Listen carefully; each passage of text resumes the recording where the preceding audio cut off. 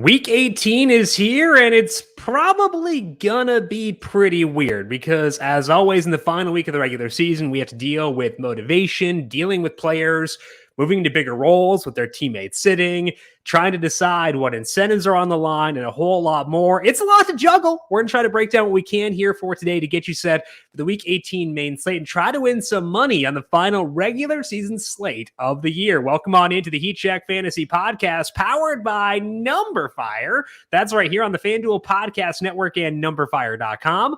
My name is Jim Sonis. I am a senior writer and analyst for numberFire.com. Joined here, as always, by Brandon Gadula. He is the managing editor of numberFire.com. Brandon, Week 18, for the first time, has arrived. How are you doing today? I used to not like Week 17, and now I just don't like Week 18. I think that's kind of how I'm doing. It's as opposed to all the other slates you've had glowing reviews of this year. Well, that's my role. Is I'm the curmudgeon here. Although there have been plenty of slates that you have not liked either. Oh yeah, there's the whole middle stretch of the year drove me nuts. From weeks 3 to about 16. 17 was good. Yeah, liked 17 a lot. Yeah. Before that, though, was it was interesting. Yeah, but I mean, I was actually telling you something that I had to do this week to prep, and it got cut off because we had to start the show. So you don't know what this is, but I filtered my spreadsheet by added a column for whether a team had motivation or not. Yeah. And so I added that in to my spreadsheet and just filtered by my projections and sorted, and it really cuts the list down a good bit. We don't have a whole lot of teams we can feel great about. And, you can still play some teams or some players from teams without motivation, but that's kind of a big topic for this week. So, if you really are looking for those playoff teams to focus on, there's not a whole lot to go around. Yeah, there is not. And it's about half overall. Half of teams on this slate have some sort of motivation. I'd say 11 have good motivation for right now, based on the initial read of things. What we're going to do for today is we will discuss which teams have motivation. We will discuss how much motivation has mattered on previous final regular season slates. Which teams have the win juice, we should say.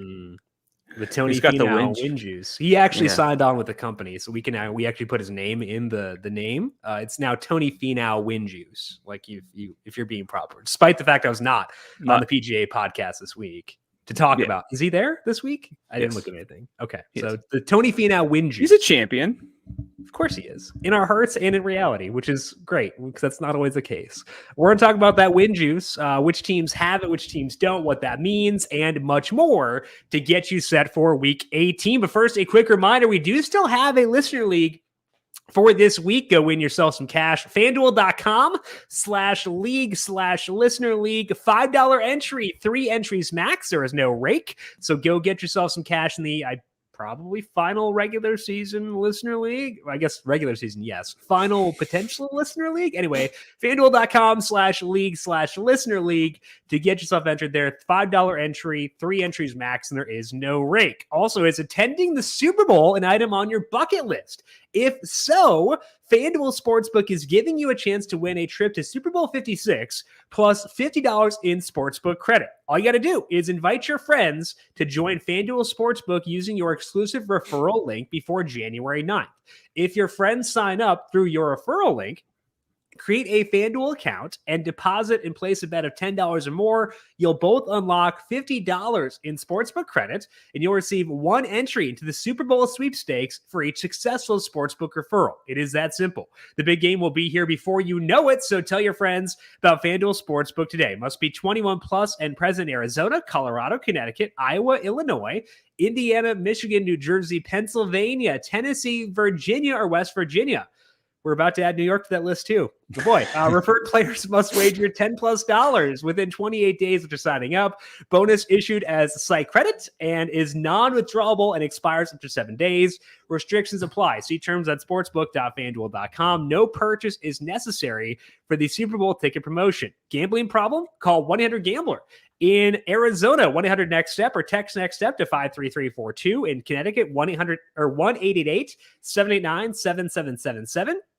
Or visit ccpg.org/chat. In Colorado, 1-800-522-4700. In Iowa, 1-800-BETS-OFF. In Indiana, 1-800-9-WITH-IT. In Tennessee, call the red line at 1-800-889-9789. In West Virginia, 1-800-GAMBLER.net. Have you seen the Mulaney sketch with the Chicago cop, JJ Bittenbinder, where he makes a joke like he could look at a kid and tell you the size of his casket? I could look at a state and tell you like they're like that's also a very dark joke. I could look at a state and tell you the number for their gambling hotline. Well, I thought you'd go with like the money clip where you get like your, I think it's like a $10 bill and you like throw the money clip if you're getting mugged, and then they run after the money clip. Now, if you want to make it easy for people to get the help that they need, we don't want to throw them off. Well, like I could look at a state or I could look at a number. I think I could more so look at the number, the phone number, and tell you what state it is. Like if you tell me 1-800-522-4700, Colorado, I know that. Like so. This is my unique talent, which is not a talent, but maybe it is. People need help. We can help them get that. Well, speaking of the PGA show, I had to read an ad, and I don't read the ads. I don't read. Show. Well, I read, but I don't. I commend you, and I wanted to let you know that. I can't read. I think we should discuss this at some point, but like it's very difficult. My brain like moves in circles, so reading is tough. I had to like fake it through band like the entirety of high school. I was technically band president, but like I couldn't read music. So, well, reading music and reading are different things. Are they? Anyway, let's talk about the slate overview here for week number 18. I have no idea how we got through all those topics in 1 minute. Anyway, let's talk about week 18. Brandon, to me, it is focusing primarily on the teams that have motivation, because we'll talk about this in a bit, that they tend to be the more profitable options in the final week of the regular season. So focusing on those, seeing which plays I can trust most in those, and then getting into plays where, I can expect them to try hard. I think that's kind of the flow chart for me, is starting off with the motivated teams and going from there. What about you? What's the key thing for week 18? Yeah, I think it comes down to just knowing which teams you can trust, which teams are going to play. And yes, we will see big games from players on teams that have nothing to play for. Those are going to be harder to predict than just staying with the teams with motivation. And I know that there is leverage inherent in, taking chances on teams that the public are not big on, but you also don't want to find out that your players have been just pulled at halftime because they got nothing to play for. And there was no indication that was going to happen. So there's some risk, but I really don't think the risk is worth it. I think I kind of joked about the list being whittled down of teams that were relevant, but there are enough teams still that you can build, 20, 30 lineups and still not be really running out of options. So I know I kind of joked about that, but we're still in a good spot with the teams that have something to play for. Yeah. Like there are enough where we can still feel good about them. And I think that is a positive for sure. And that will be the primary thing. Other thing that's standing out to me is when we get value plays, moving into better situations because teammates are sitting, I want to think long and hard about their situation and decide if there is enough there for me to trust them as they transition into that larger role. I think a good example of this is Samaje Perine. Joe Mixon out this week, which means that Perine's probably going to play a lot, but he's playing with a backup quarterback because Joe Burrow is also out. They've already said the left guard is out. Riley Reif is on IR. He will not play again this year. So at least 2 backup offensive linemen and a backup quarterback. Can I trust a running back who will play 70% of the snaps and get the majority of the early down work? I think Chris Evans will mix in too. Can I trust a guy in that situation enough to use him heavily when he's not like super, super low salaried at $6,500. I think that's kind of the thought process I want to go to. Sometimes the answer will be yes. I can still trust them despite going through that checklist, but I want to go through that checklist first before deciding how to handle it. That's the key thing for me this week is identifying which value is actually good value. Yeah, this honestly feels like, and I've been terrible with this, despite saying it on the Monday recap show, the Thursday preview show, saying I'm doing the research beforehand. I don't want to change everything by Sunday because we get news that player X is out. And so the backup is a great play. But then, like you said, we're looking at a team where the implied team total is 14 points and you can project the workload to be there. But P. Ryan was the perfect example because I'm pretty sure Mixon was deemed out before the Burrow news hit that he was not going to play. So I was like, oh, I'm going to play so much at P. Ryan.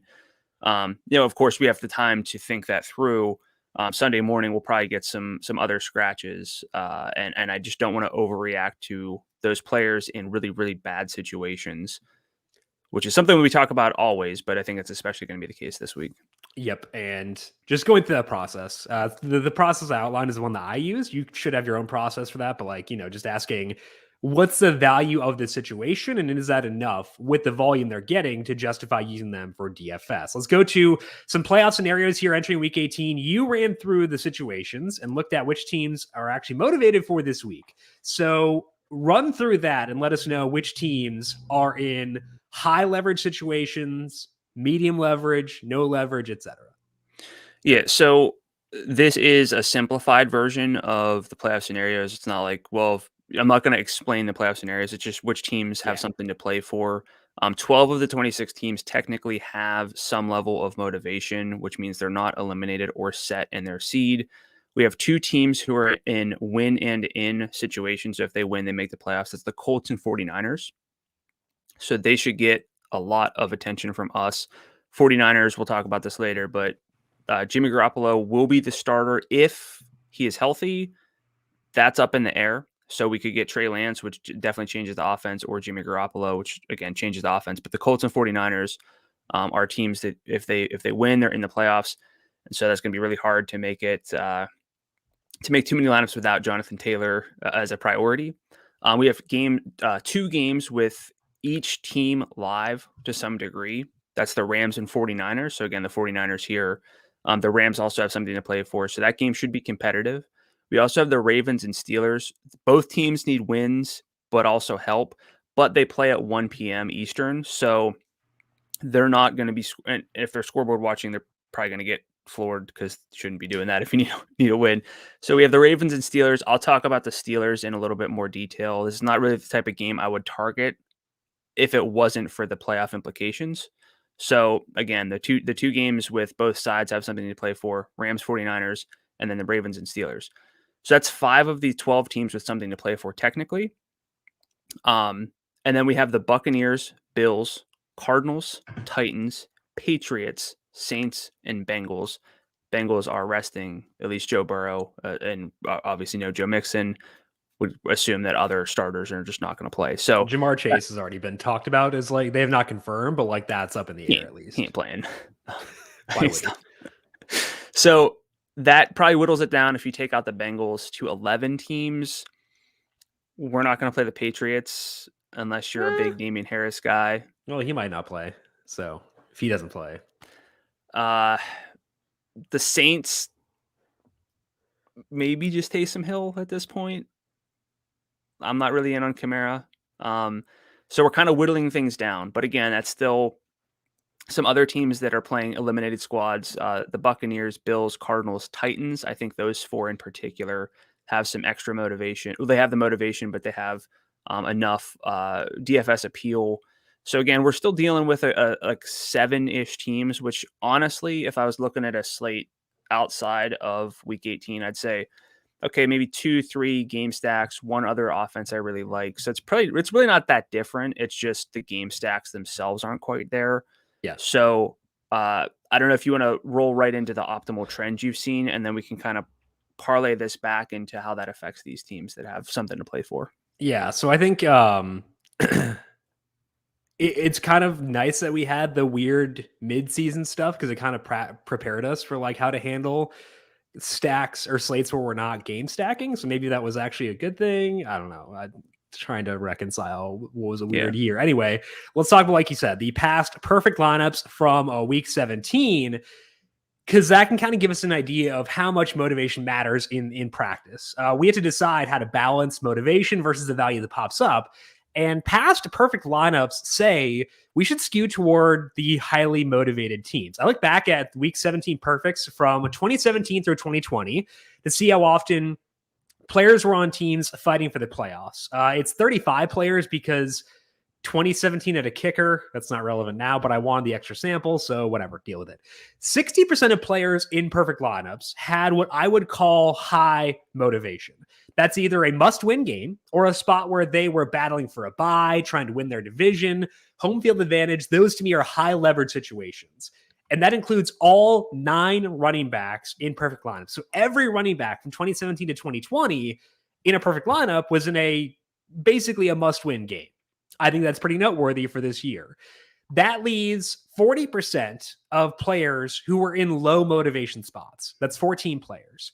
Of those 14 players, 12 were on teams locked into their seats for the playoffs. So they were in the playoffs, but locked in their seats. So no motivation to win, but they were in the perfect lineup anyway. That means that 12 out of 35 players or defenses were on teams that had been eliminated from the playoffs.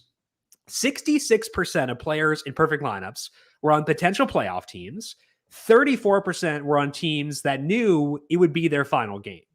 That means we should be higher on good teams, lower on bad teams. Shocker. Big takeaway there. Of those 12 eliminated players, 4 of them were tight ends. That is 4 out of 5 tight ends in perfect lineups. There was a tight end flex in week 17 back in 2018. 4 tight ends were eliminated. The other one was actually on a team locked into their seed. So no tight ends had motivation to win in week 17, these previous lineups. Noteworthy there. 6 of the eliminated players were wide receivers. That was 46% of all wide receivers in perfect lineups. So still more than 50% were motivated, 46% were not. 2 of them were quarterbacks. So half of the quarterbacks were on teams with a lack of motivation. So keep that in mind. About 50% for quarterback, 46% of wide receivers were there, and 80% of tight ends were eliminated from the postseason. The key thing for me with the players who had been eliminated is that most of them were not randos. Like it wasn't, Samaje Perine. I guess, I don't know, maybe he wouldn't count. He's $6,500. But like most of them were not. Tyquan Underwood. Rex Burkhead had a game a couple years ago where the Bengals were out of it. They gave Rex, I think it was Bengals. They gave Rex Burkhead a ton of usage and he went nuts. That's the exception. That is not what happens typically. All 6 of the receivers who were eliminated and made a perfect lineup had salaries of at least $5,000. So not like $4,500 Malik Turner in this situation. Only 2 of them were below $6,000. And one of the guys below $6,000 was Chris Godwin, his rookie year. So like that was kind of predictive because like Deshaun was out. You're like, okay, Chris Godwin's good. He stepped into roles previously. $5,100. Cool. That makes sense. So 3 of the receivers of the 6 who had been eliminated had salaries of $7,000 or higher. 2 of the eliminated tight ends had salaries of more than $6,500. George Kittle, Tyler Higbee. Like that makes sense. Both eliminated quarterbacks had salaries of $7,300 or higher. So yeah, we're going to get some crazy value in some spots. But pretty often that's because a team is sitting someone. If they're sitting one guy, aka Samaje or Joe Mixon, they're probably sitting other guys as well, like Joe Burrow or offensive linemen. And that means the offensive efficiency will fall, and that does matter a lot. So the key takeaways for me were that we should emphasize motivation, especially at running back and especially at defense. When we do go for eliminated players, we should be skeptical of values on spots where a bunch of guys are resting. We should instead skew for guys with actual roles on teams that are, still giving it a shot for pride reasons, whatever it may be.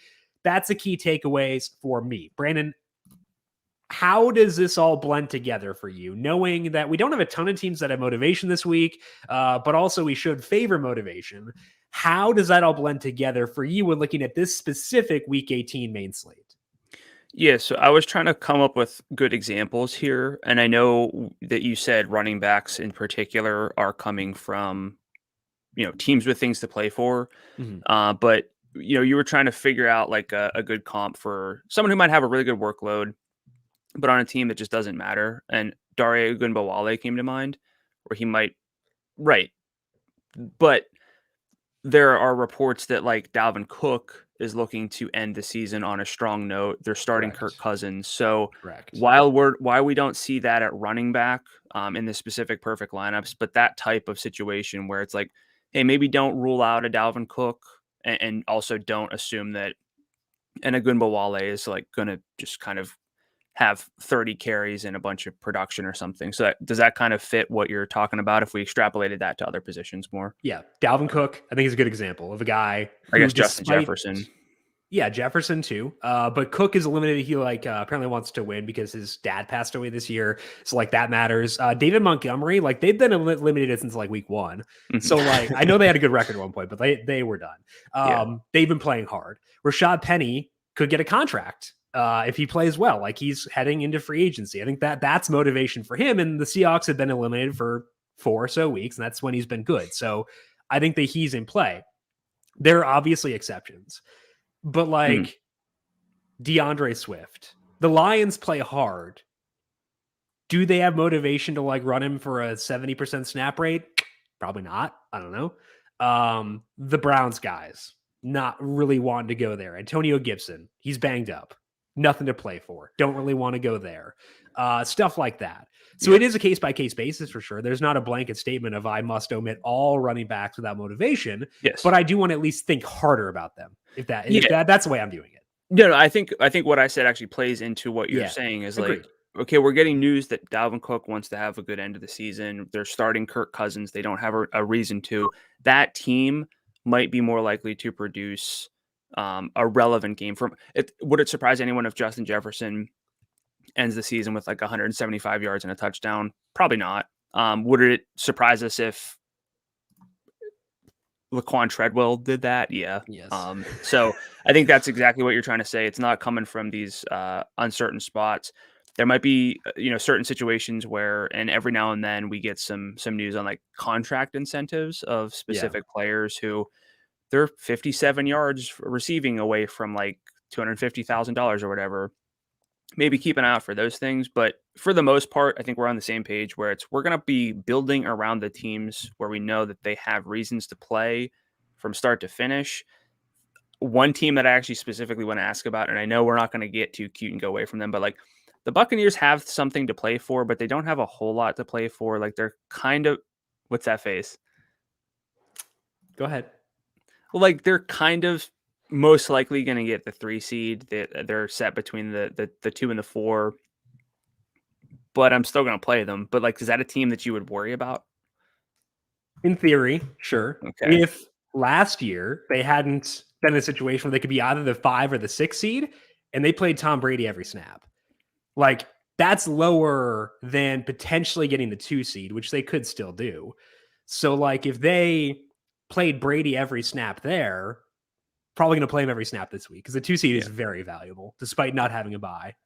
So I think they're going to try really hard. I'm viewing them as being a highly motivated team personally. Yeah, me too. So, and again, I don't think most shows or articles are going to walk away from this saying, anything specifically different than like, hey, you want to prioritize the teams with something to play for. But it just really think through the odds that someone is going to play their full allotment of snaps or more than that because someone else is out. And then what are the offensive expectations here? Because based on over-unders, they're low for a lot of teams, a lot of games aside from the Cardinals Seahawks game. Yeah, it's very interesting the way things shake out. But I think that just, having those conversations, it's a more thought-heavy slate, I think. And like, I like those because I don't know, I put a lot of thought into stuff and like I try to like parse through that. So I think that does help, but it's not easy. So put a lot of thought into it, deciding how motivated are teams, why are they motivated, talking about, what workload we can expect and accounting for the uncertainty, I think is another key thing. I'm not going to have like an 80% Ronald Jones we had a couple weeks ago or whatever it was, like, it probably won't be one of those slates for sure. Let's talk about some injuries impacting week 18. We know the Bucs will be without Antonio Brown and Chris Godwin. They might also be without Ronald Jones. He missed practice Wednesday due to an ankle injury and is in a walking boot. Keyshawn Vaughn was a full participant. Interesting. Mike Evans was limited. You'll talk about the Bucs in the trend section. Derrick Henry practiced for the first time on Wednesday. Could return this week. However, it sounds like the most likely scenario is that he is back for the playoffs, not week 17. They could get the first round bye, week 18, I should say. They can still get a first round bye. They're motivated, but I think that they hold them out for next week. We'll talk about them in the trend section. Chase Edmonds missed practice Wednesday while James Conner was limited. Both those guys are labeled day to day. We'll talk about them in the bookmaker section. Lamar Jackson missed practice again on Wednesday. They've said he has a shot to play, but this is not a good start. You'll talk through the Steelers and trends, but where are you at on the Ravens? Likely, I think, with Tyler Huntley versus where you're at on them with Lamar. I am, like I said, I'm really looking into this game because I feel like I have to, because there are playoff implications. I will say that in my research, whenever you have two teams with playoff odds playing against each other in week 17 since 2012, week 17 historically has been an over friendly week. I think it's just with backup player, which kind of goes against what we're talking about, but tend to have lower totals.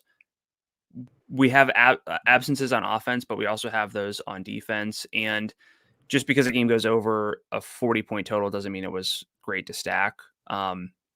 We see that a little bit less whenever we have two teams with something to play for, which could imply that teams are more willing to settle for field goals and just try not, quote unquote, not to lose than be a little bit more aggressive. I don't know how that will affect the Ravens from what they've been doing, but at least want to throw that out there because that applies to this game specifically.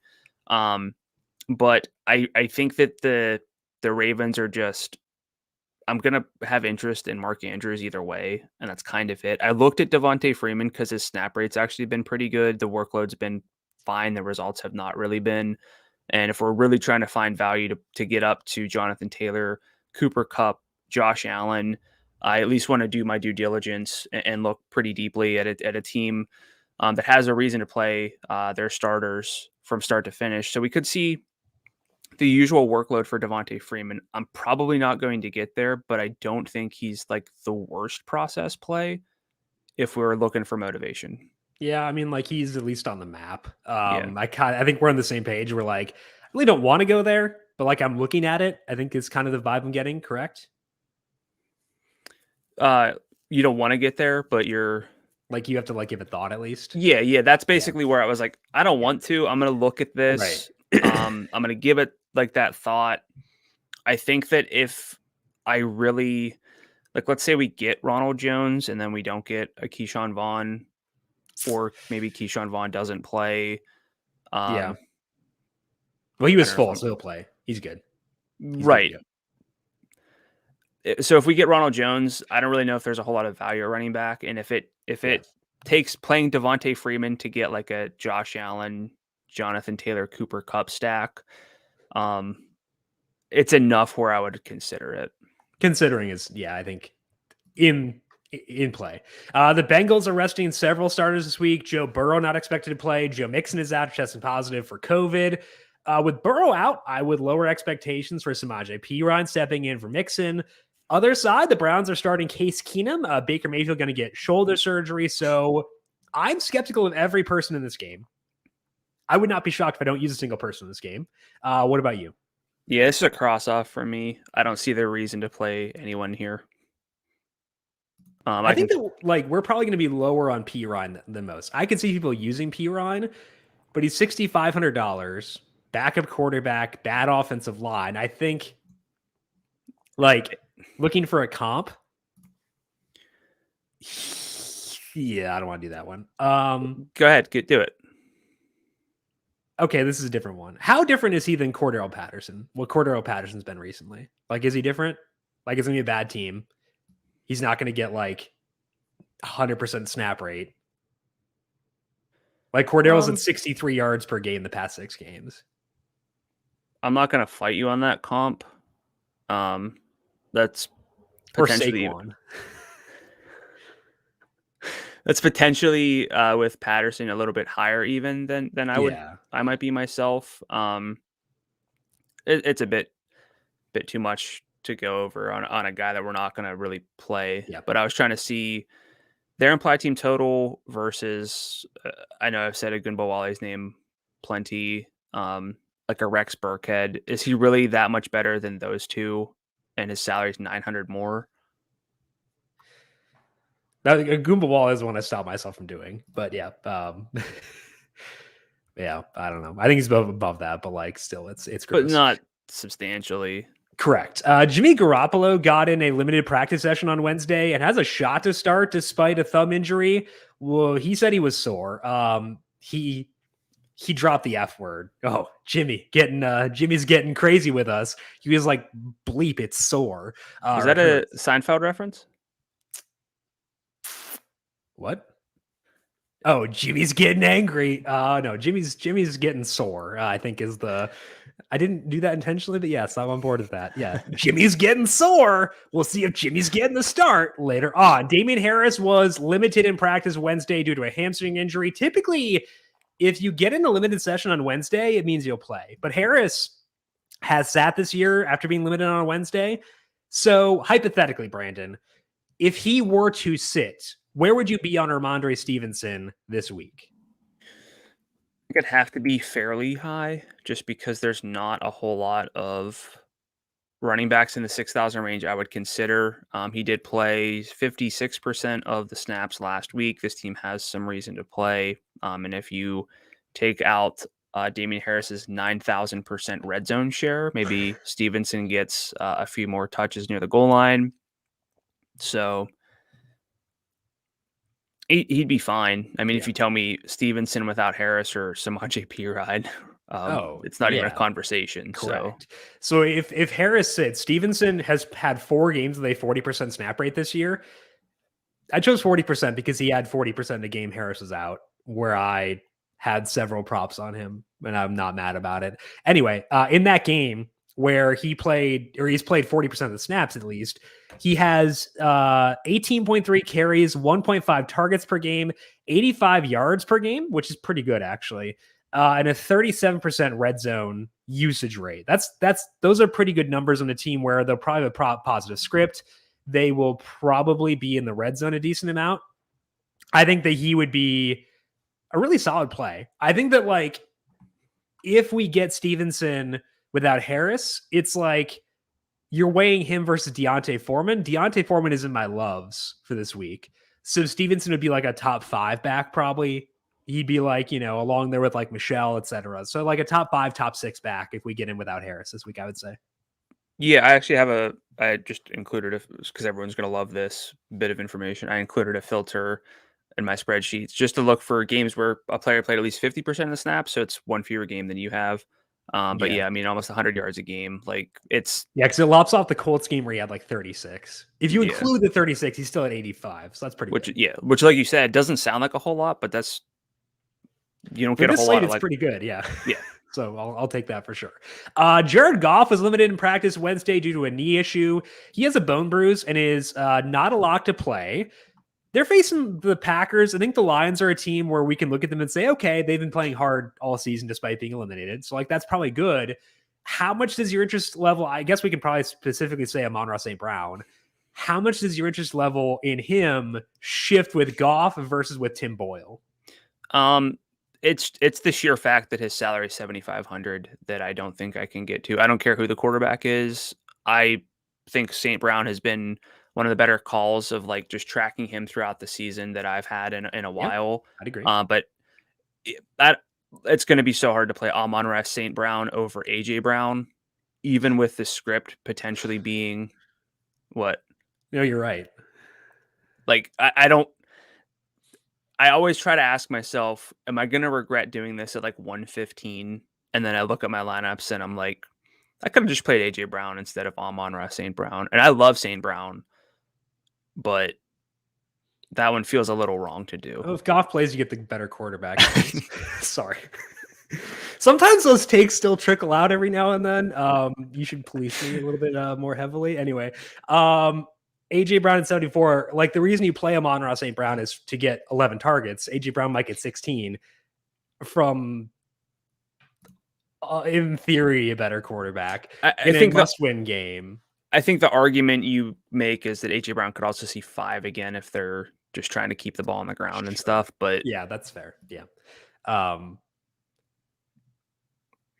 Jared give me AJ over Amon-Ra this week. Yes. The A Browns of week 18. Emmanuel Sanders missed practice Wednesday due to his knee injury. He sat out week 17 as a result of that knee injury. Believe he re-aggravated it at some point, which is why he played one game and then sat again. We'll talk about the Bills in the bookmaker section. Speaking of which, let's move on to that right now and talk about the highest total on the slate by almost 4 points. That is in Arizona for the Cardinals and the Seahawks. That's at 48 right now. Cardinals are favored by 6.5. Again, Chase Edmonds did not practice Wednesday. James Conner was limited. We know we want the Cardinals here, at least I do. Have you seen enough from the Seahawks down the stretch to run it back with DK Metcalf, Tyler Lockett, Rashad Penny, etc. here? Yeah, I think Penny I'd have the most interest in just because he's been very productive. I would still get to DK Metcalf, Tyler Lockett in bringbacks. I'm not going to play Russell Wilson this week, but I'm going to have a lot of Kyler, Christian Kirk, Zach Ertz, and I want to be able to play the angle that game is at least a little bit competitive. Not that I think the Cardinals would take the proverbial foot off the gas pedal if they're ahead, because it's an important game for them. But if I'm really projecting that they put up a lot of offense, there's got to be, in theory, enough to bring it back, unless it's just a huge rout, which I think Seattle has enough pride to try to play tough and keep it close. So yeah, they've been out of it for a while and still been playing hard. So I think that's a positive for them for sure. I think that I'm not as worried about like the foot off the gas situation this week, and as a result, I'm okay with like having my quarterback with no bringbacks, like Josh Allen. I'm not going to run it back with the Jets. Like, I'm not going to do that. But like here, I'm okay with it. So I think this is probably the one out of 2 games where I think the quarterback I use will be tied to players on the opposing team. I might not have a Seahawk in every Kyler lineup, but I'd be pretty close to it, I think. Like at least 75% of Kyler lineups to have one of Lockett, Metcalf, or Penny. You said Penny's your preferred. I think I agree with that. It's either him or Lockett. Lockett said he said that COVID hit him pretty bad. But he's now an additional week removed from that. He still has a really good target share since since Russ came back. So I think that I'm okay getting back there at $6,900, especially with Metcalf having just blown up last week. I think I'll go back to Lockett here over Metcalf, but I think all 3 are pretty good options. Is the other game you're referring to where you'll have bringbacks some 49ers with Matthew Stafford? Yeah. Okay. Because like Mitchell works, the pass catchers to be determined, but like Mitchell definitely works there. Yeah. So I think that's where I'm at right now. As far as the Cardinals go, so Al Zeiden, I've referenced this several times. Al Zeidenfeld used to say, "Play all the dudes." Just play all the dudes with the Cardinals. All the dudes here, game, right? What's that? The Gary Oldman game, he used to call it, or probably still does call it, but play them all. Gary Oldman plays like every role and everything. Oh, okay. He was Sirius Black, right? I don't know what that is. He's from Harry Potter. Anyway, no, you know better than that. Your favorite fantasy series. I don't hate on it. I just don't know it. It's your favorite. And it's the best, obviously, right? Anyway, I think that you just play all the dudes. Zach Ertz, standout at tight end. Christian Kirk, the standout at wide receiver relative to salary, I think. I think so, yeah. I'd be very happy to use the running backs if one of them is active, one of them is not. I think they'd be like, if we get Connor with no Edmonds, I'll take all the Connor. We get Edmonds with no Connor, which I think is the least likely scenario. I will take all the Edmonds. I just think they're all great. So I think Kyler's arguably the top quarterback too. Do you see any paths to like disappointment here or no?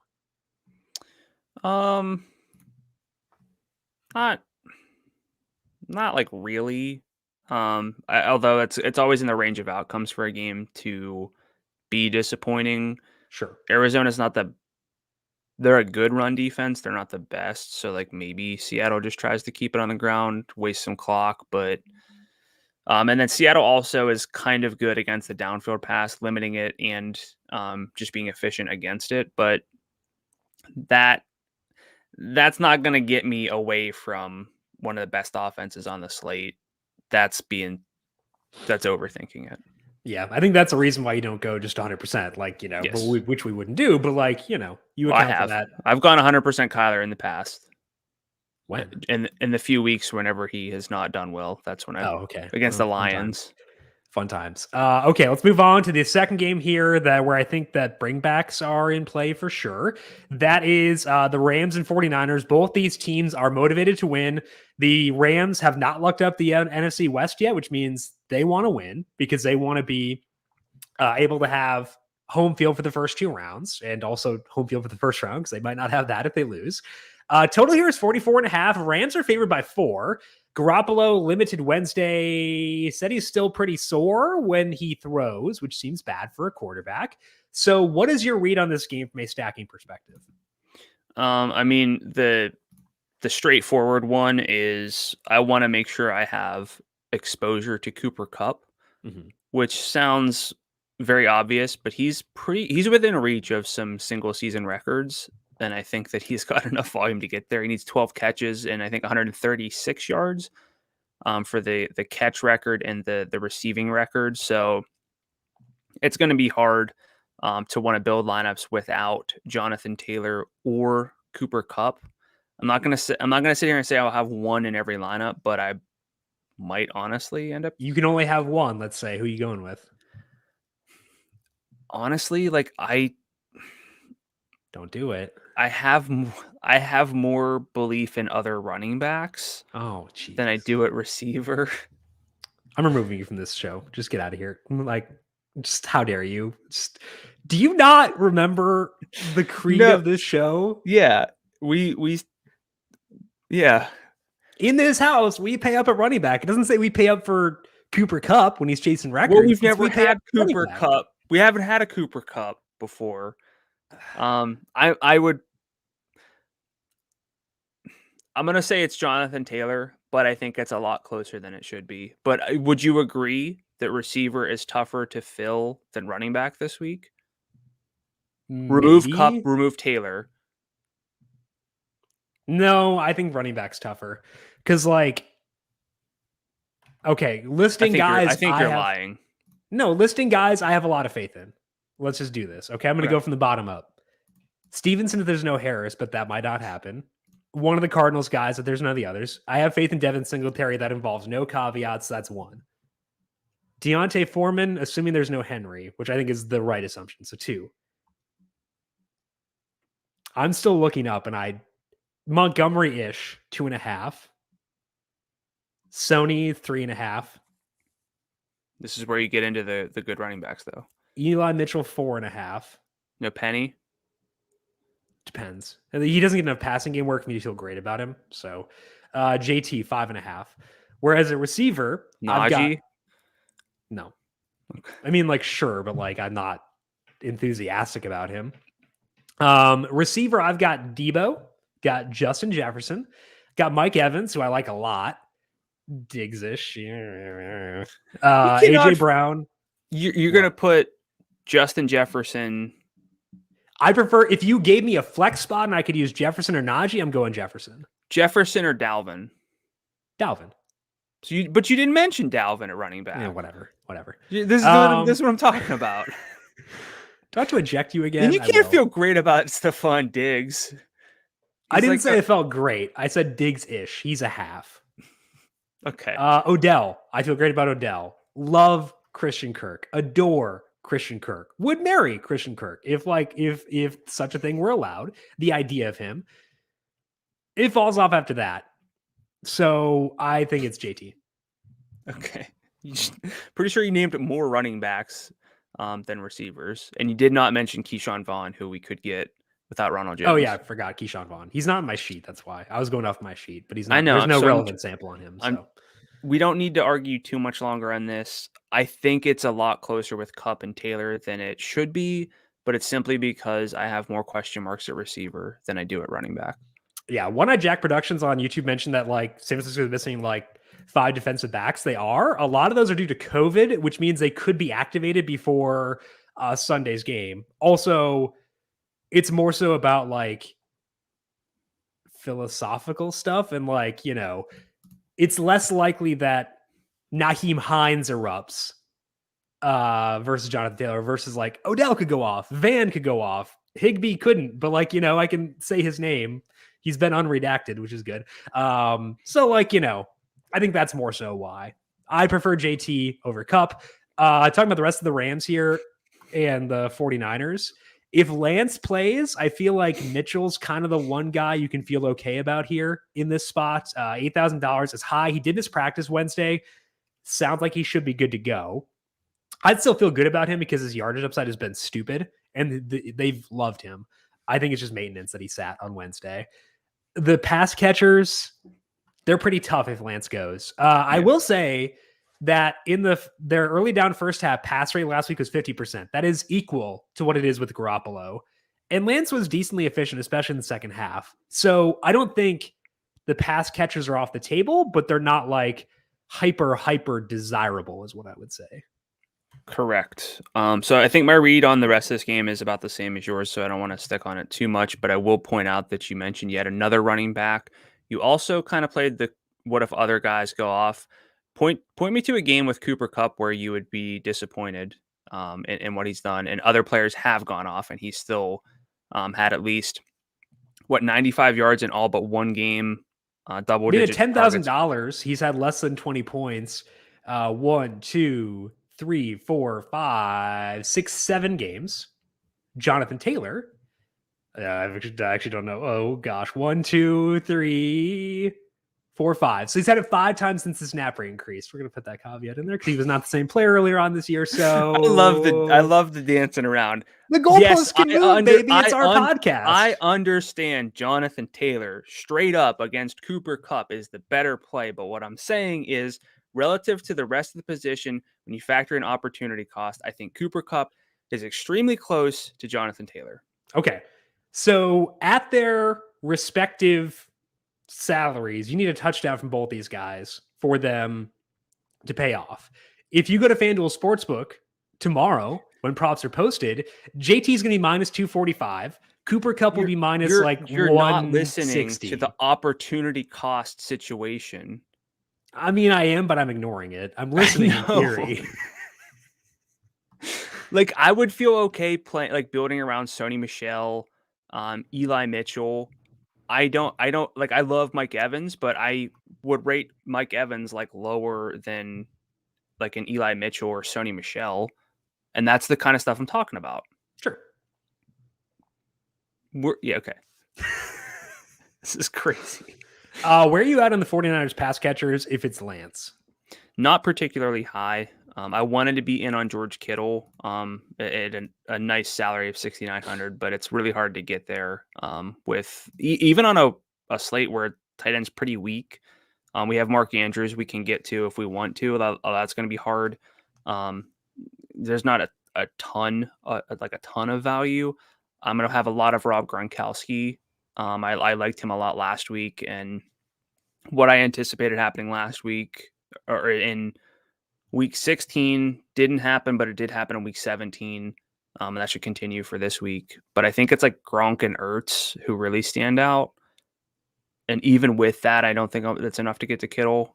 Probably not going to get to a lot of Debo, which is scary, but it just goes back to this the salary being high.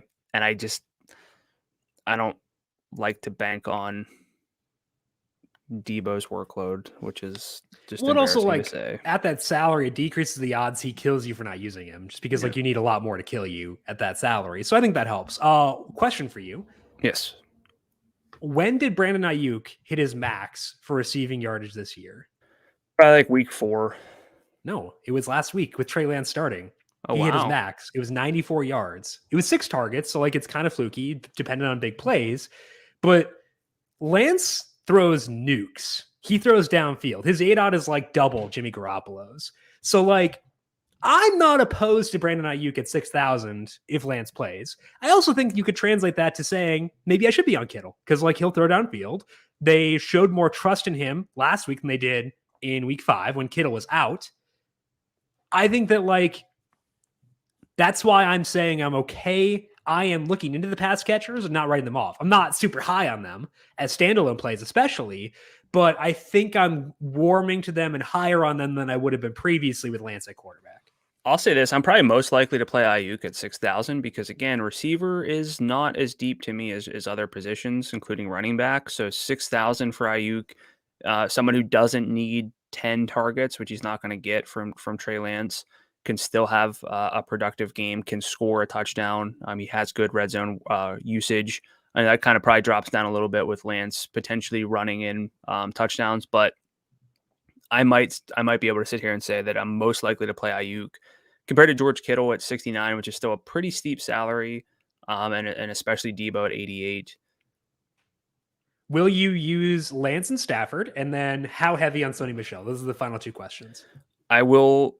I don't know if I'll use both, but they're both in that consideration set of like, I think there are about 6 quarterbacks.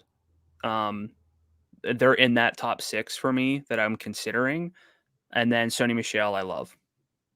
I agree. Okay, let's move down to the third game here for bookmaker section. Second highest implied total on the slate is the Bills. Number 1 is the Colts, but like it's just use Jonathan Taylor. Like, you know, there's not a lot to discuss there. So let's talk about the Bills. Pretty similar spot to last week where we discussed using Josh Allen and stacking him with Devin Singletary or Dawson Knox rather than using a wide receiver. That worked out really well. Not the Knox part. He donated, which is great. Are you running back a similar strategy for this game? Yeah, I like Singletary. I like Josh Allen. I don't know if I'm going to get too exposed to the receivers, including Stephon Diggs, whose workload is too comparable to other receivers within the same team. So I don't really view him as a true wide receiver 1. We had a few weeks from him where he was treated like that, but not so much. And as someone who had a lot of interest in him last week, I know that he had a ton of end zone targets, didn't really convert on those. Some his fault, some not. But I think it's going to be Josh Allen. And I will just point out that I'm sure Josh Allen has like the best FanDuel Sportsbook odds to score a touchdown among all quarterbacks. So why don't you just play Josh Allen and then spend down at running back and receiver if you want to use the Jonathan Taylor argument at quarterback? I mean, it's a 1-to-1 comparison, 10-2 versus 10,000, whereas Josh Allen is $8,800. And there are other things to consider with Josh Allen. I think Josh Allen's top 3 quarterback this week, so not going to push back on that. But hey, you know, if you're going to be snarky, little snark boy, I think that Allen is a top 3 quarterback. Singletary is a core play at running back once again. Devin Double Tutty, we can call him now after his 2 touchdown game last week. I think that he is a core play at running back. Allen, core play at quarterback. I don't think anyone else in this team is a core play, though. No. I will use Gabriel Davis at $5,200 just because his role has been very good. Well, no, rotational. Okay. I would say he's more rotational than sprinkle play. Rotational is like 20 to 30%. Sprinkle is like 10 to 20, I would say, if we're trying to define some terms here. People may be listening for the first time. I think that that's where I'm at. I would say that. So a little bit higher than that, but higher on him than Diggs just because the salary is so low. Like Diggs does still have a good workload in the 3 games where it's been Davis's workload has been better. Diggs has a 28% target share, 40% deep, 33% in the red zone, but there is some wind in the forecast for Sunday, and that may lower my desire to splurge on Diggs for this week. They just feel too much like the Chiefs, where once they're in the red zone, it could be literally anybody. It could be Isaiah McKenzie a lot. Isaiah McKenzie. It could be Cole Beasley. It could be Dawson Knox. Yeah, like it. And that makes it really difficult. That's why early in the season, I talk about the value of knowing where the ball's going, including in the red zone. Not a whole lot of teams operate that way. So when we have that, it's really nice. But the Bills, I don't really view that way anymore. Yeah, I'd agree with that. I'd agree with that too. Okay, let's move into the trends discussion, talk through some more teams with stuff on the line this week and how we should view them for week number 18, starting off with, I think, the key team this week in terms of identifying some reliable value, and that's the Tampa Bay Buccaneers. You're talking about them without Chris Godwin, without Antonio Brown, potentially without a couple running backs. What are you seeing once you parse through all of that? Yeah, so no Godwin, no Brown, no Leonard Fournette, potentially no Ronald Jones. Keyshawn Vaughn should be good to go. He was questionable with a rib injury, but got in that full practice. So, they can finish between the 2 and 4 seed. Bruce Arians has said that they won't be resting anybody, that they're playing to win. So that's what you want to see. There's also the angle of Tom Brady and the single season passing record. He's 488 yards from breaking that record. I know that's a huge output, but it's an angle, and I think the angle's already there, so it's just kind of supplementary. It's not like a terrible situation or that they don't have anything to play for, and I'm just kind of saying, well, if he throws for 500, he'll set a record. So there's more to it than that. The Panthers are 18th in adjusted pass defense, and Brady against defenses that aren't top or bottom 10 has averaged 295 yards, 2 touchdowns per game, 21 FanDuel points a game. His EPA per dropback numbers are 0.16 points per play, better than expected. So he's really taken advantage of these mid-level matchups. He's just torched teams comparable to this. He had Mike Evans back last week in a limited fashion, playing 75% of the snaps. I'd call that limited. His route rate was better. His snaps were a little bit down, but they're going to be again without Antonio Brown in addition to Chris Godwin. So Evans and Gronkowski, Rob Gronkowski, not any of his brothers, I should probably clarify. They're going to lead the way. Last week, Brown had a 36% snap rate before, we'll call it exiting. I think that's appropriate. The target shares ended up being 20% for Rob Gronkowski, 16% for Cyril Grayson, 14% for Evans, 12% for Tyler Johnson. Brady threw deep 9 times, so deep as in 20 plus yards downfield. Evans had 4 of those, which is awesome. Grayson had 3, which is also awesome. And then Gronk and Johnson had 2 each. So if you want to talk about concentrated workloads, pretty much have that here. Rob Gronkowski led in route rate at 84%. Evans was at 80%. Johnson at 69%. Grayson 51%. But you could probably extrapolate that a little bit more for Grayson without Brown for the whole game. So I think all of those are in play to varying degrees at their salaries. I think they're all justifiable plays at worst, and maybe core plays at best with Evans and Gronkowski. The backfield could be open with potentially no Ronald Jones. He'd have to go from walking boot to active, walking boot on Wednesday to active on Sunday, which is possible, but probably not the way that I'm going to assume that it goes. So we could have Keyshawn Vaughn last week with Jones leaving early. Vaughn had 8 carries and 3 targets on 24 snaps. He left early himself. Then Le'Veon Bell came in, just 3 carries, 3 targets on his 25 snaps. So that workload should indicate that Keyshawn Vaughn, which we've seen in recent weeks anyway, should have a pretty solid workload at the salary of $5,900. So there's a lot to like here, including Tom Brady, who is one of the 6 quarterbacks I'm considering, but probably not 1 or 2 or anything like that for me. Very much in play, though, very stackable. Is it dumb to like this offense that has some reasons to play, but might not? We kind of already covered that. But where are you with the Buccaneers? Where do they rank for you? Very high. I think that the one difference would be Brady. I'm probably not going to get there, not because of like motivation, but because like I'd expect the offensive efficiency to take a pretty big dip without Brown and without Godwin. So it's more so like the efficiency angle than anything else. But like I'd say he's still top 6 at quarterback, but I'm not going to use 6. So I think that's the key difference there. I love Grayson. So he's like interesting because he was like a sprinter in college, like a track star, didn't play at LSU. It's been like a slow come up for him, but the past 2 weeks, 81 yards in both games. He ran, I think, 22 routes in the second half last week, whereas Mike Evans ran 25. So pretty good involvement. Got some deep work. Sorry. Yeah. I thought you had a break in there. He ran a 4.33. Yeah, he's fast. And like he had a touchdown against the Saints this year where he just like ran past them. So that's fun for $5,600 because it's not just like he's, getting these deep balls or fluky. He's at 3.2 yards per route run during the regular season. I think 2.7 during the preseason. So he was producing there too. I like him a lot. I was building a lineup before and I was trying to get to him above Tyler Johnson. I had to like settle for Johnson, but I do view it as settling versus I actively want Grayson.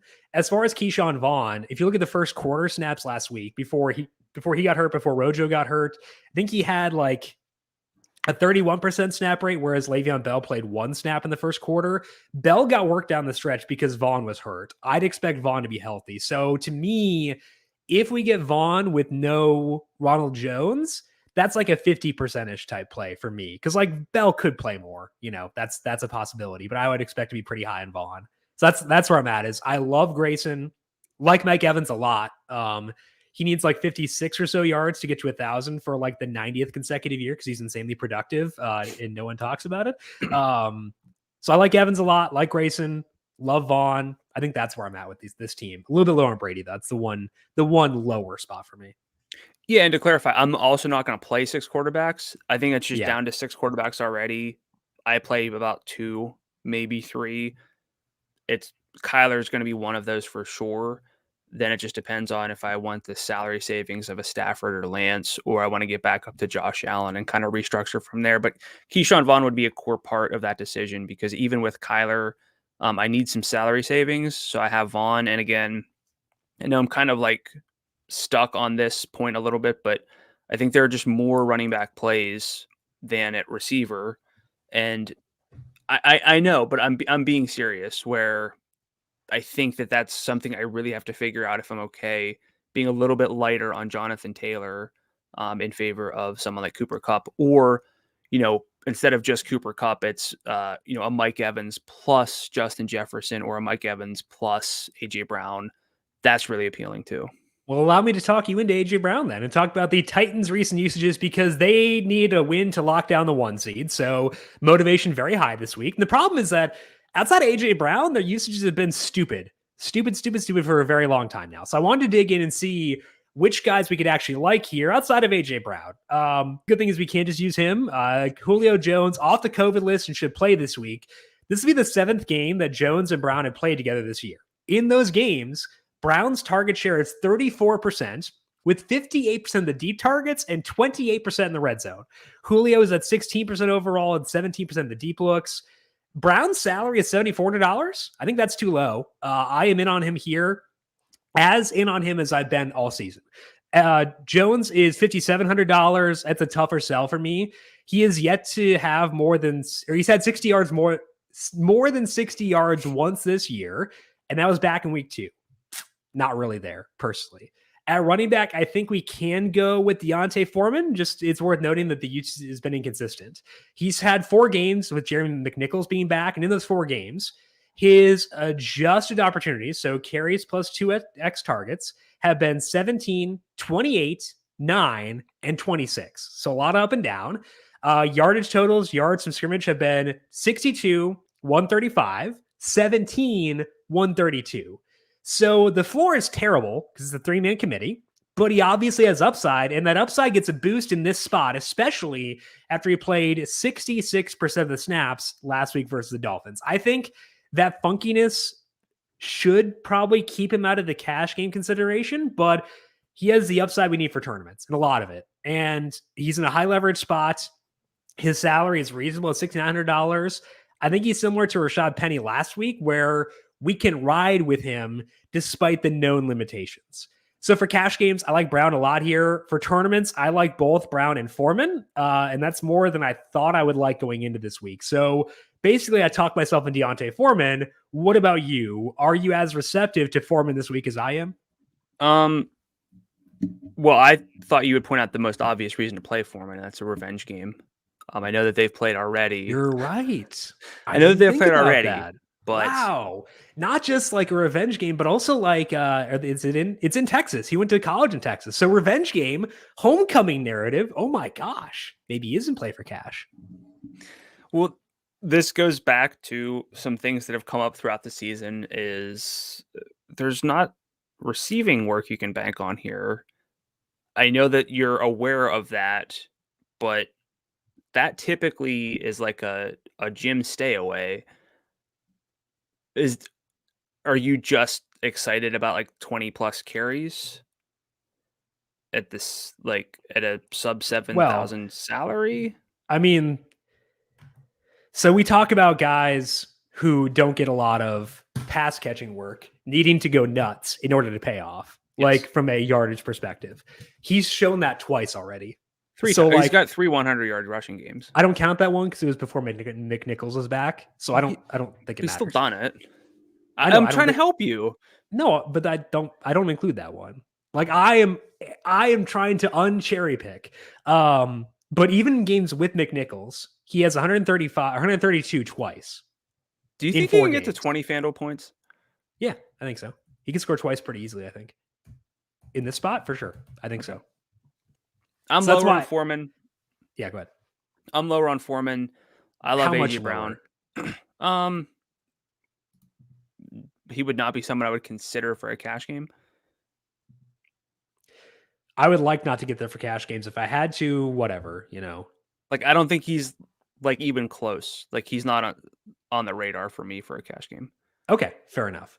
Let's move to your third trend. And I'm sorry to say, Brandon, it just got thrown in the trash because Deontay Johnson has tested positive for COVID. Cool.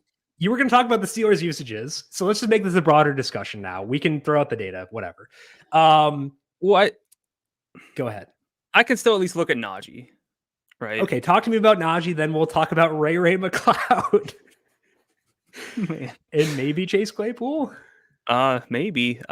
So yeah, with the bookmaker games, with the other trends we've done, it left not a whole lot to go over, and I was kind of forced into looking at something between the Ravens and Steelers. So I wanted to look at the Steelers because they're just not a team that I typically look at, and I wouldn't typically look at in a total with 41.5. The total was 41.5, probably going to drop. Okay. So each team needs a win. That at least gives me reason to look here with or without Deontay. It might actually help Najee get like 15 targets. Who knows? Because he's going to play every snap. So it's a must win.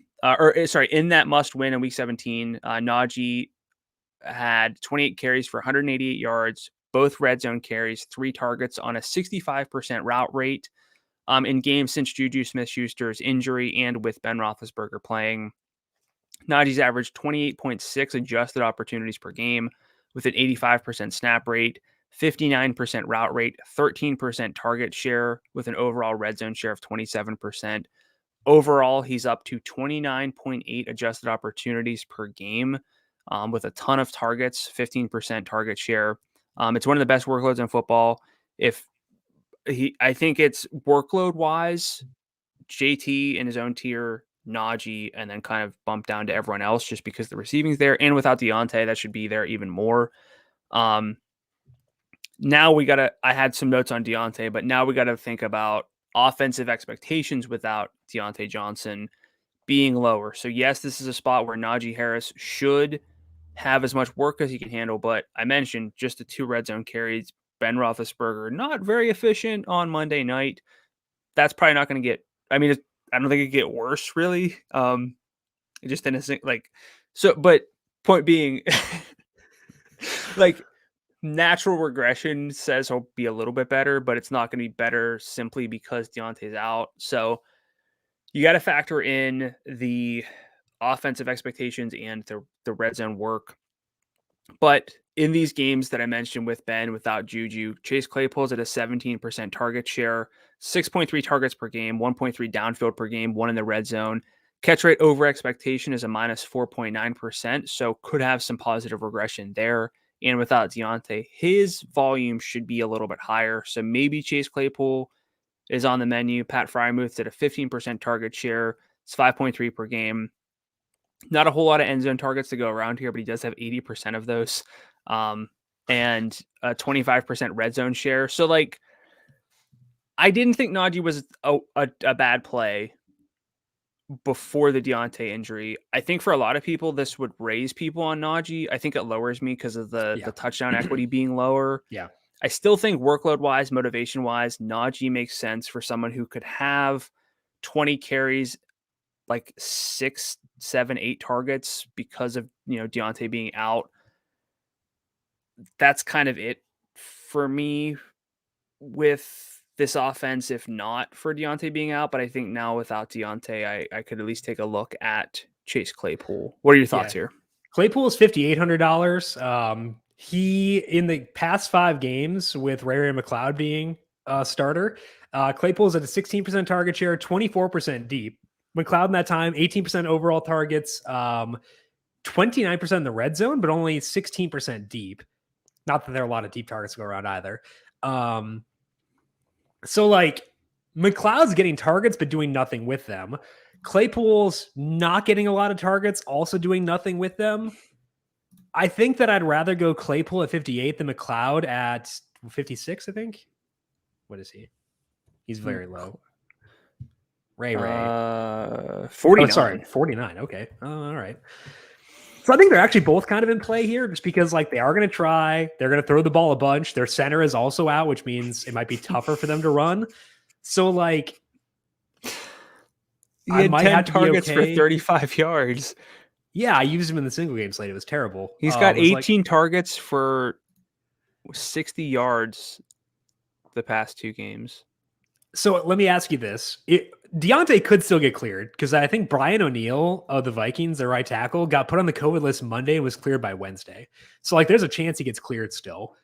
But like not overly optimistic that would happen. Also, O'Neill might have been a false positive. I'm not sure. Anyway, there's a chance he could get cleared.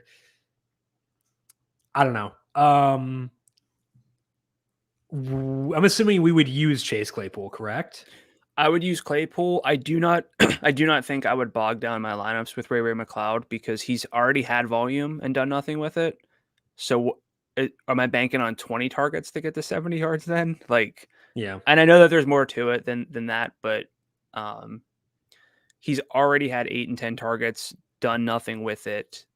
That's hard to kind of get excited about. I would bet people talk about James Washington this week, and I can't do that. That's a step too far. I'd rather use McLeod than Washington. Yeah. It's bad. It's real bad. It's not good. It's not great, Bob. That is for sure. So I'll use Claypool. I will at least consider McLeod, but like it's not a. What about? I think this lowers me on Najee. I was pretty low to begin with because like for whatever reason his red zone role has dried up. He had a 40% red zone share in each of the first 6 games. He has not gotten there in individual games since. Full season red zone share down to 33%. I know motivation is very different. I'd rather use Dalvin than Najee, personally. Freiermuth, 52. I'd rather get to Ertz. Doesn't really do enough. Yeah. Yeah, I agree. Okay, so underwhelming team for sure. Weather for Sunday. Speaking of that game, chance of rain in Baltimore for Ravens Steelers. The wind's not bad, so that's fine. But just noting that there. Rain is possible in New Jersey for the Giants and Washington. 15-mile-per-hour winds in Cleveland for the Browns and Bengals. Who cares about those two? Winds are at 13 miles per hour in Miami for the Dolphins and the Patriots. Might put a damper on all those Mac Jones deep balls. And then finally, winds are at 17 miles per hour in Buffalo for the Bills and Jets. I originally did have Gabriel Davis in my loves. I removed him because of that. I still like him, and we'll still use him as rotational play. Couldn't quite label him as a love, though, as a result of the wind in Buffalo for that. So with that said, let's move into our positional plays for week number 18 based on the information as of Thursday morning. Things could change and will change before Sunday, so keep that in mind here. But Brandon, as of now, who do you like at quarterback? I think Kyler's my number 1, but I also don't want to gloss over Josh Allen to the point where I don't mention him as a love because I think he's probably 2 to 3 for me outright, even at that salary. It's just hard to pass up guaranteed production from Allen. We saw the passing be not there last week, but still paid off because of the rushing workload. My simulations have him at a very nice 69% likely to get to 20 FanDuel points. Kyler's at 59%. They're the 2 standouts with that. So he just kind of has that slate altering upside in a meaningful game. I think I'll roll the dice more on some value plays at running back and some lower salaried receivers if needed to make sure that I'm not neglecting Josh Allen. And my second love is going to be Trey Lance, obviously assuming that he starts. He's run plenty when starting, ran 8 times for 31 yards last week while actually being pretty decent as a passer. 249 yards, 2 touchdowns. He's got guys who can gain yards after the catch. One Debo or one George Kittle, 60-yard scamper can really help out, even if the passing volume is limited. The Rams are 29th in adjusted FanDuel points per carry allowed to opposing quarterbacks, 25th in success rate allowed. Not a stat I really look at, but I think it matters here. And it would really help me get to Taylor and Kupp potentially in the same lineup if I can go with Trey Lance. So it's also kind of a play on saying Kyler and Josh Allen are just okay. And if that's the case, there's probably not a whole lot of massive upside on the slate. So then that makes me a little bit more okay with saving some salary and going with Trey Lance. And that happened last week. Like both Allen and Murray were in great spots, and they were fine, but they were just okay. So I think that having that as being a consideration range of outcomes, totally fine. So with that said, my first love is Kyler Murray. It's a high motivation game for the Cardinals. They can still win the NFC West if they win this game and the Rams lose. Kyler actually ran a lot last week and looked pretty good. He ran 9 times. That is his second highest total in a game this year. Seattle ranks 24th in schedule adjusted pass defense. Kyler is 84. I like that a lot. My second love is Matthew Stafford. I do want to get to Josh Allen to 88, but realistically, Stafford does save me a lot. High motivation spot, trying to lock down that 2 seed, trying to win the NFC West. It's kind of hard to turn down that salary in a must-win game against a depleted secondary. Stafford has the building blocks for upside. I think he could flash that upside here. So I do like Stafford a lot, and I'll stack him with Kupp. Shut up. Don't talk about it. Move on to running back. I had Najee. I'll stick with Najee with a caveat that I'm a little bit lower, but I do think that there's merit to playing him because this team does need a win. His workload really is as good as anyone's. I know the red zone work is a little bit of a question mark, but look, as already mentioned, his workload's it's so good. And I feel like there's zero chance that he comes away from this game with fewer than like 28 adjusted opportunities, which would be awesome for the workload. I think that it's possible for him to get like 8 or 10 targets, honestly, if Deontay is ruled out.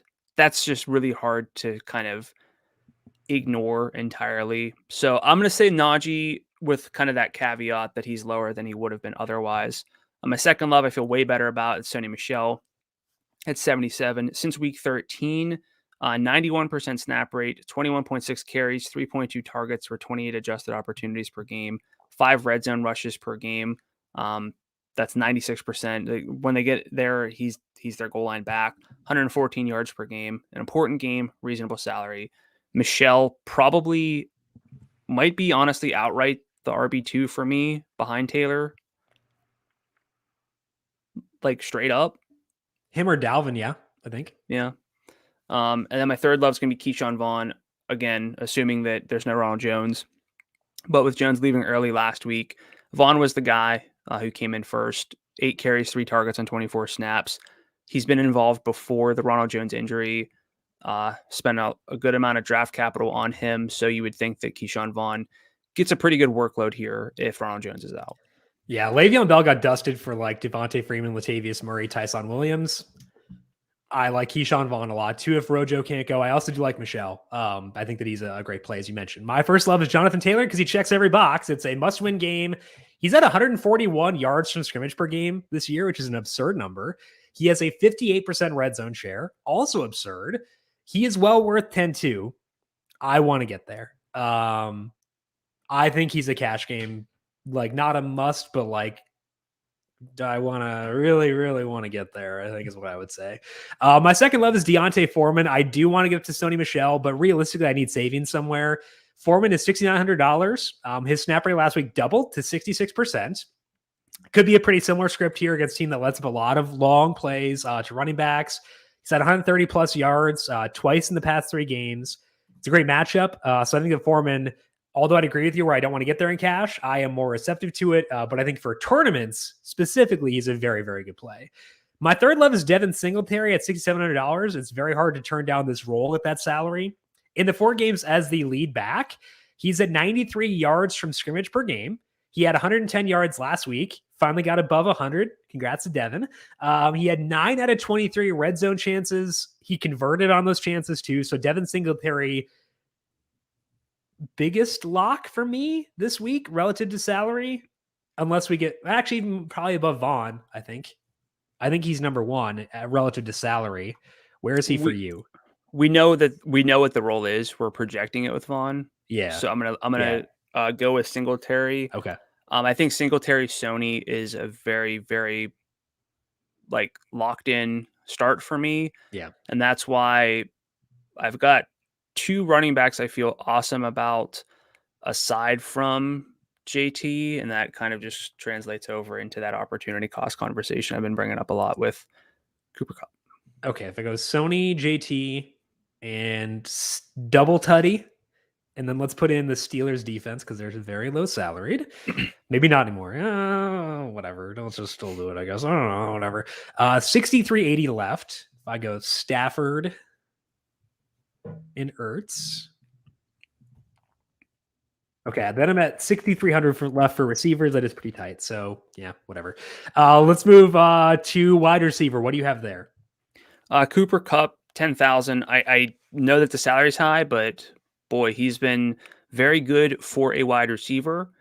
He has double-digit targets in all but 2 games this year, at least 95 yards in all but 1 game. The role is just so safe, and I know that there's, again, that opportunity cost that comes into play at receiver. He's 12 catches and 136 yards away from single-season records, so that's got something, and I wouldn't really feel like 12 catches is in a lot of receivers' range of outcomes, but it sure is for Cooper Kupp.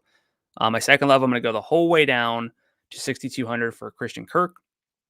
There is one game with a high total, and it involves the Cardinals. That makes the only team with motivation and a high total the Cardinals. So that makes me want to play a lot of Cardinals this week. Christian Kirk in games since Zach Ertz's role has improved, and also games without DeAndre Hopkins, 22% target share, which isn't that great in itself, but that's still 8.2 targets per game. Team high 31% air yard share, 1.5 downfield targets per game. That's a good role, good offense for that salary of 6,200. And then my third love is going to be Tyler Johnson at 55. It's kind of hard to find a lot to love with the low salaried receivers, but I think Johnson fits.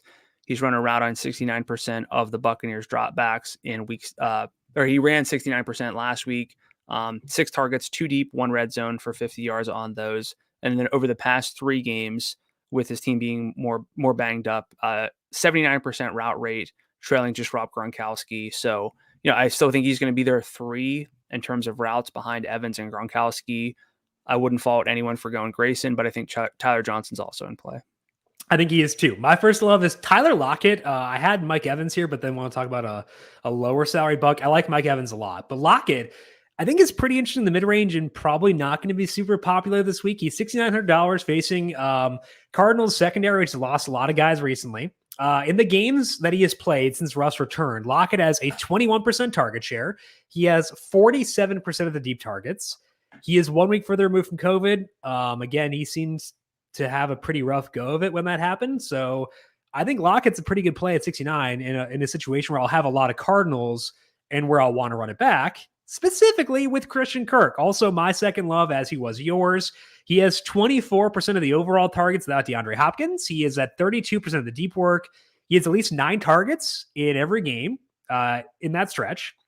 It's a must-win situation. $6,200. I adore him. My third love is Cyril Grayson. So you talk about Johnson, I'll talk about Grayson here. He ran 22 routes in the second half last week, whereas Mike Evans is at 25. Grayson has averaged 3.2 yards per route run during the regular season. Again, 2.7 during the preseason. Last week, he had 8 total targets, all of which came in the second half. 3 of those were deep, 81 yards in each of the past 2 games, despite limited action. Very fast guy. Seems like he has Tom Brady's trust, which is pretty key. So I like him a lot. Will be very high on Cyril Grayson for this week. Let's move to tight end. What you got there? So we both have the same guys. Should we talk about just one each? Let's do it. Beautiful. I'll start with Rob Gronkowski then. I liked him for a bounce back last week. It's easier to stick with him this week after he performed, but he's got a single game target share of at least 15.7% in all but 1 game since he returned in week 11. He's got a 24% target per route rate, which is really strong. He's running routes. He's getting the ball. Just going to play Gronk pretty heavily at 74. And I think it's really a 2 tight end race this week. I might not have more than 3 total tight ends across all my lineups. Also, Gronk is playing well. Like that's noteworthy too, I think. He's had 3 multi-touchdown games this year and no touchdowns in any other game. That's very weird. So like if you look at like his game logs, they look kind of weird, but like that's just because of touchdown variance. He's very good. The other guy we're talking about here is Zach Ertz, because I had Gronk as my first love too. Ertz is $5,600. He has a 27% target share with no Hopkins, 23% the deep work, 20% in the red zone. He's had at least 9 targets in each of those games. He's just under salaried. So like I think for a cash game, the consideration set is only those two.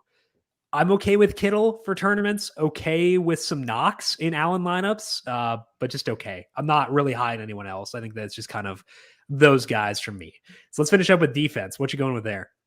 I'm going to go with the Buccaneers at 42. It is on the high end of what I typically recommend, but it's hard to, like they're playing the Panthers, who are 7th in pressure rate allowed according to Pro Football Focus. They have reasons to play. They should be playing from ahead, and if I can get this Panthers offense playing from behind, I will take that, because fantasy points come from sacks and turnovers, which there should be a few of this week. Yeah, I think that they're in play for sure. As far as the lower salaried one I like, it's the Steelers. They are 5.5 point dogs against the Ravens. I've not checked that since the Deontay Johnson news came out. Let's just pull up FanDuel Sportsbook here right now and see where they are at. 5.5 still. Okay, fair enough. Receivers are very important. Anyway, 5.5 point spread. I don't think they should be that big of underdogs. Maybe now at Deontay, it makes more sense, but like, looks like Tyler Huntley again. Tyler Huntley against Mike Tomlin, against a very talented defense in a must-win game. I think that there's enough there. The offensive line stinks. So I actually don't mind the Steelers, despite the fact they are a counter process play as 5.5 point dogs. I am very okay with them in this spot. Other lower salary defenses to turn to, I'm okay with the Vikings at 37. Mike Zimmer's last game, I think they might want to send him out on a high note. Facing Fields, make some mistakes. That works for me. Scrolling up, I'm okay with Baltimore at 4,000, given that Deontay's out. They're not a great defense right now. Seattle works at 41. Whatever. But I think that then we get Tampa Bay, and I think that they would grade out pretty well too. So pretty much on the same page as far as defense goes. That is all that we have here for week number 18. Brandon, any final thoughts for you after having discussed this slate in full? I think it's going to come down to staying tuned into the news, but not reacting to everything in the sense that you change who you're playing. Just more to think about. This is once again a reminder to myself not to overreact to news that I don't like, to guys that I don't want to play. Yeah, I think just putting a lot of thought into everything this week, asking yourself about expectations in current context, account for the current context if other guys are sitting, et cetera, and decide how you want to view things there. I think that's the key thing for this week. That is all that we have here for today, but do not worry, because we still have more podcasts coming your way, not just this week on the FanDuel Podcast Network, but also during the playoffs. We'll still have the heat check here through the Super Bowl for the single game slate. We'll talk about that. So plenty of reason to stick around, and make sure you are subscribed to the numberFire Daily Fantasy Podcast feed, wherever you get your podcasts. We, of course, are on Apple Podcasts, Spotify, Stitcher, Google Podcasts, you name it, you can find us there. And while you're there, leave us a rating and review as well. We also have, of course, NBA and NHL podcasts every week, or every weekday from Tom Vecchio. PGA back this week. Brandon talked about this week's event, which is locking very soon. So we'll talk more about PGA in the coming days. Also UFC via Austin Swaim. A lot of good stuff here on the numberFire Daily Fantasy Podcast feed. Make sure you are subscribed. Brandon, if people have questions for you on Twitter, where can they find you there? I'm at Gadula13, GDULA13. And I'm at Jim Sannes, JIMSANNES. You can also follow the FanDuel Podcast Network at FanDuel Podcast. Big thank you to everyone for tuning in for today. Good luck to you with your Week 18 lineups. Have some fun. We'll talk to you once again next week for the wild card round. This has been the Heat Check Fantasy Podcast, powered by numberFire.